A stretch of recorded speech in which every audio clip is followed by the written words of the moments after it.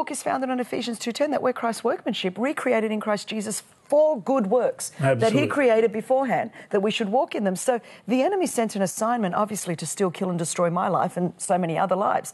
But we're proof that Jesus quenched that, and he not only forgave my past, but gave me a brand new life and a hope for the future, so then I could fulfill the good works that God put me on the earth to do. So when you're about the Father's business and you're about mission and the kingdom, there's just a sense of purpose and destiny that I, who have been rescued by Jesus, have a responsibility to rescue others. And then the book is, come on, what is it that daunts us? The disillusionment, the fears, the insecurities, the apathy, the indifference. What is it that keeps us as Christians from not doing the one thing that Jesus left us here on the earth to do? There are many things that we can do, and there are lots of things we'll still be doing in heaven. But there's one thing we cannot do on the other side of eternity, which is the only thing we can do now, which is help to seek and save that which is lost, and to go into all the world and be the light and life and hope and salt and truth of Jesus Christ to a lost and a broken world. So I think we ought to be undaunted by the darkness, and either we believe that greater is he that is in me than he that is in the world, or we should all give up now.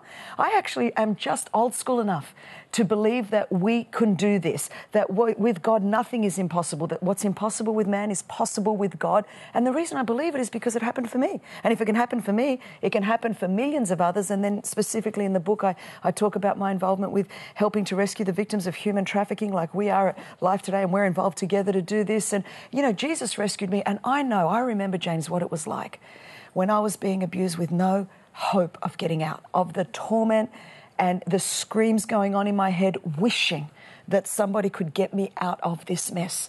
And there are millions that have that cry and that scream day in and day out and night in and night out. And I remember one night I woke up out of my sleep and I could hear the screams after I'd seen the posters and realised there were 27 million victims of human trafficking on the earth today.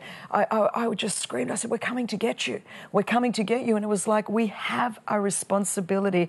And how can I, after what I've been through, ignore the plight of so much of the world that still lives in darkness and call myself a believer? I actually don't know. I can't put the two together. I cannot.